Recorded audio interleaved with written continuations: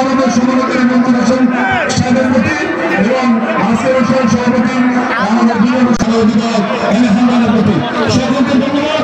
বাংলাদেশ জিন্দাবাদ।